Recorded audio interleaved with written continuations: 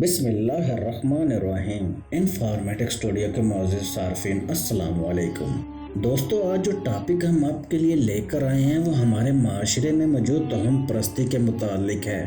तोहम परस्ती अरसाए दराज से चलती आ रही है, लेकिन आज के तरक्की याफ्ता और साइंसी दौर में भी बहुत से लोग इसे मानते, अपनाते और नस्ल दर नस्ल आगे मुंतकिल करते चले आ रहे हैं। बेशुमार लोग बहुत सी चीज़ों, वाक़यात और अलामात को अपने लिए अच्छा या बुरा समझते हैं।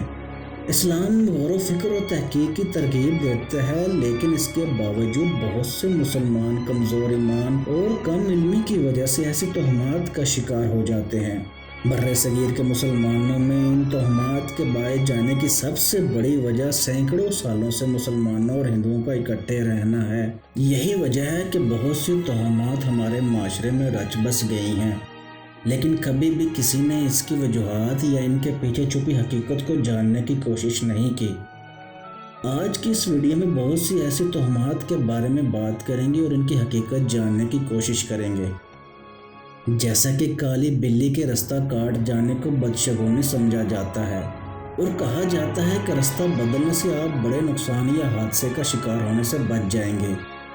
सफ़र के महीने में शादी या दीगर तकरीबात के न करने की वजह ये समझी जाती है कि इस महीने में हज़ारों बलाएं और आफात ज़मीन पर नाज़िल होती हैं।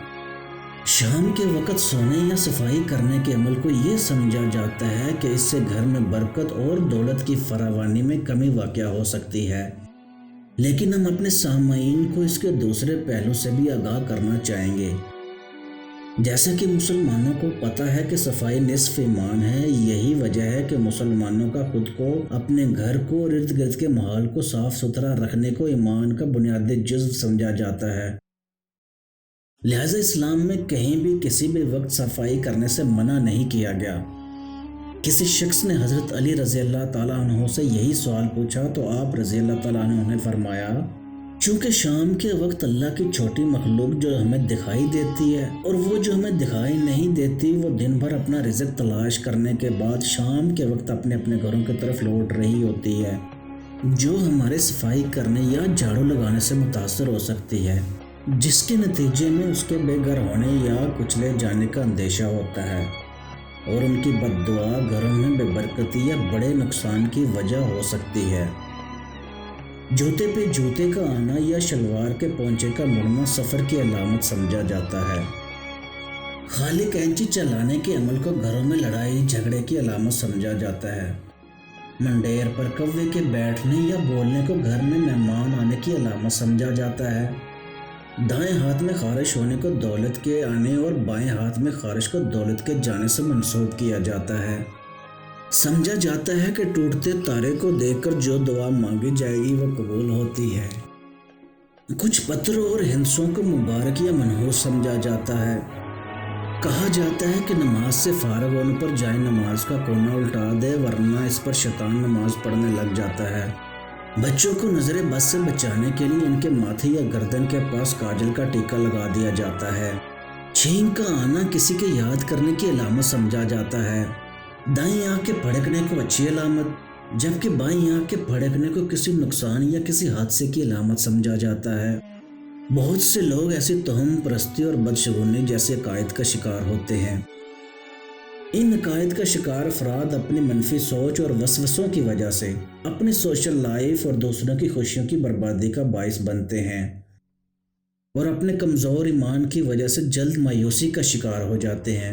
इन तमाम तोहमात का हल हमें हज़रत मूसा अलैहिस्सलाम के उस एक वाक़े से मिलता है कि जब हज़रत मूसा अलैहिस्सलाम ने अल्लाह रब्बुल इज़्ज़त से पूछा कि या बारी तआला मुस्कुराते कब हैं, तो अल्लाह पाक ने फरमाया, ऐ मूसा, जब मैं अपने किसी बंदे को नवाजना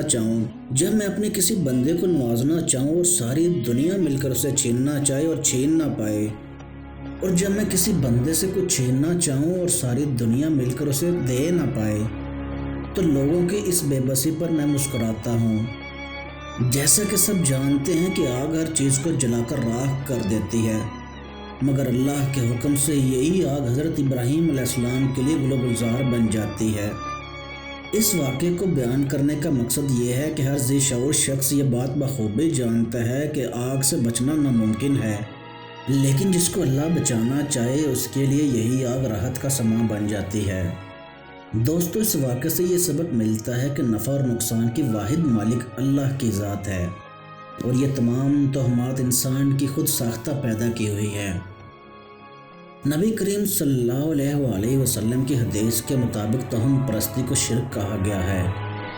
حضرت محمد صلی اللہ علیہ وآلہ وسلم نے فرمایا، ہم میں سے ہر ایک کو کوئی نہ کوئی وہم ہو جاتا ہے جسے اللہ تعالیٰ توکل کی برکت سے دور کر دیتا ہے۔ ہمیں چاہیے کہ ہم اللہ پر کامل یقین رکھیں اور اسلام کے سنہرے اصولوں کو اپنی زندگی کا لازمی حصہ بنائیں، اور خود کو اور اپنے آنے والی نسلوں کو بھی اس سے دور رکھیں اور ایک باوقار معاشرے کو ترتیب دیں۔ اپنا دوستوں، رشتہ داروں اور ارد گرد کے سبھی لوگوں کا خاص خیال رکھیں۔ آپ سے ملاقات ہوگی اگلی ویڈیو میں، تب تک کے لیے ہمیں اجازت دیں۔ اللہ حافظ۔